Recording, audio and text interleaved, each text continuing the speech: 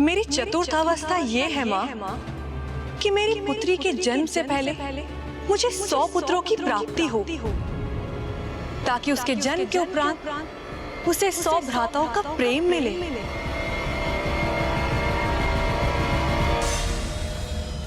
100 भ्राता, किंतु जब तक 100 पुत्रों का जन्म होगा बहुत विलंब हो चुका होगा। तब तक तो ये दुष्ट तारकासुर सब कुछ नष्ट कर देगा, सब कुछ। यदि माता ने ये वरदान दे दिया तो माता के जन्म में बहुत समय लग जाएगा। किंतु पुत्री मैना, इस समय 100 पुत्रों का जन्म तो संभव नहीं, क्योंकि मुझे शीघ्र अति शीघ्र जन्म लेना ही होगा। इस समय सृष्टि के बढ़ते अत्याचारों को रोकने, पापियों का संहार करने मेरा शीघ्र आविर्भाव होना आवश्यक हो गया है। मैं तुम्हें 100 पुत्रों के समान एक ही पुत्र प्रदान करूंगी, जिसका नाम मैनाक होगा, और वो स्वर्ण पर्वत का रूप धारण कर अपने दिव्य प्रकाश से दे दिव्यमान होगा। और जब भगवान श्री विष्णु श्री राम का अवतार लेंगे, तब श्री राम का कार्य पूर्ण कर श्री महाबली हनुमान वापस लौट रहे होंगे, तो वो क्षण भर के लिए मैनाक पर्वत पर विश्राम करेंगे। और यही एक क्षण मैनाक पर्वत को सर्वकाल के लिए विख्यात करेगा। शरण्ये त्र्यंबके गौरी नारायणी नमोस्तुते।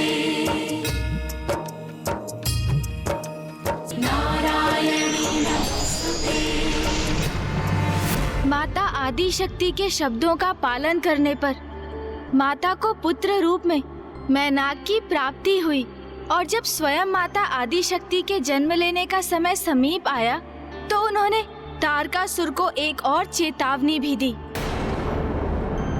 अपने घुटनों पर टिक कर झुको मेरे समक्ष और कहो, ओम तारकासुराय नमः। कहो। हम अपने घुटने एकमात्र ईश्वर के समक्ष ही टेकते हैं, उन्हीं के समक्ष हम अपना शीश झुकाते हैं। तुम हमें ऐसा करने के लिए विवश नहीं कर सकते। अरे कितने भक्तों को बंदी बनाकर प्रताड़ित करोगे तुम तारकासुर? संसार के कण कण में ईश्वर के भक्त वास करते हैं। रुको।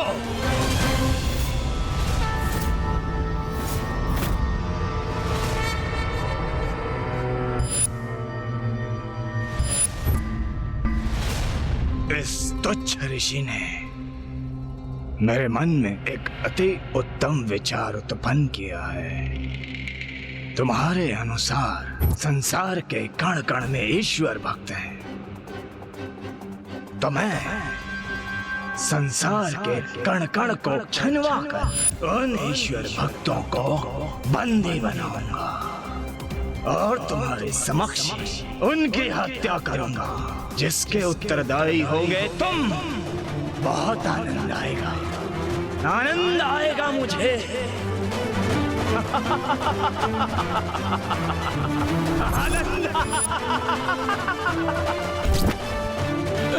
छोड़ दो दुष्टों, ईश्वर से डरो।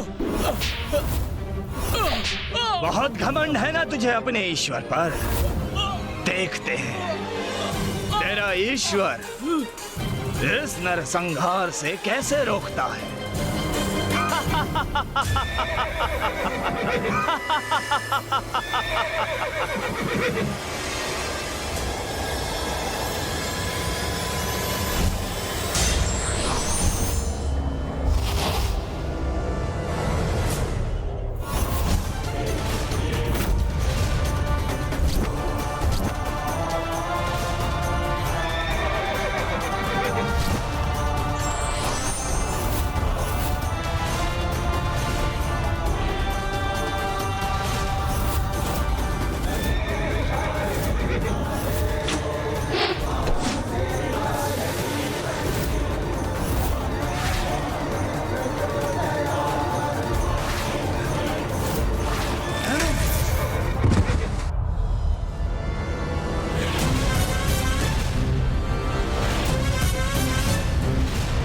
तो वही दुस्वप्न वाला युवक प्रतीत हुआ मुझे।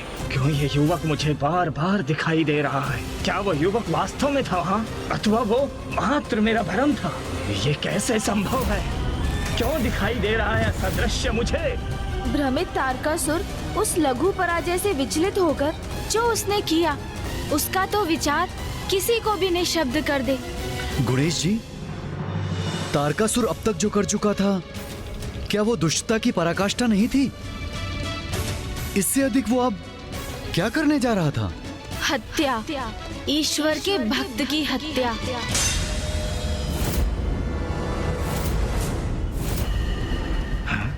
कौन है ये? कैसी माया है जो इसे मेरे समक्ष प्रस्तुत कर रही है और जिसके कारण मैं इतना आतंकित हो रहा हूँ?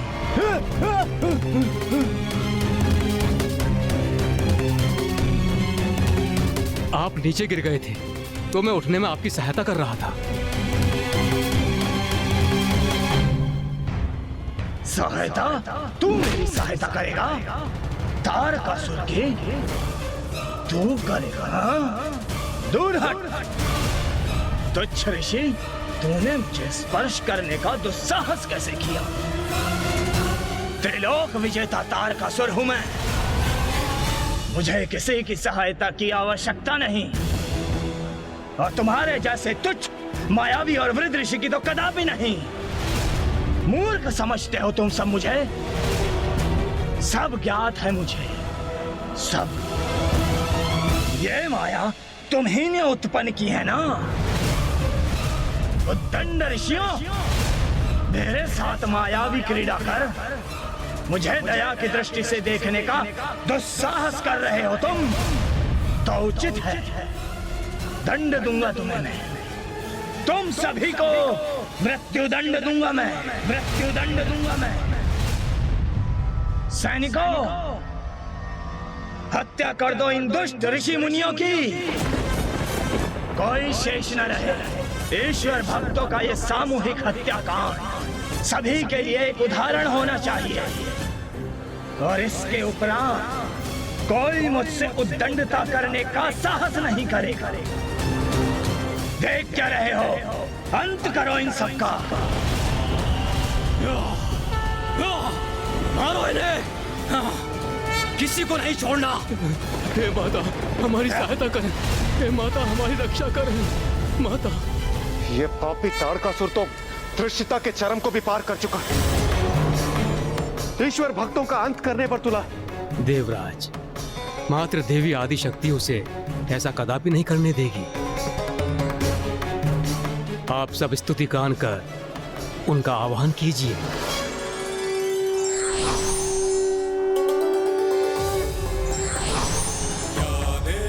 सर्वभूतेषु शक्तिरूपेण संस्थिता।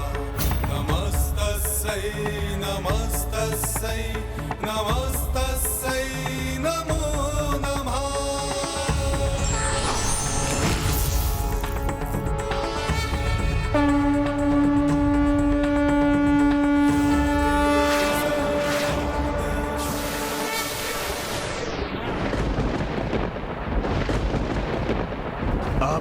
सभी को ज्ञात हो जाएगा कि मेरी शक्ति के समक्ष इन मूर्खों की भक्ति नहीं टिक सकती। समस्त संसार देखेगा ये भीषण हत्याकांड, फिर कोई मेरे त्रिलोक विजेता तारकासुर के समक्ष शीश उठाने का साहस नहीं करेगा।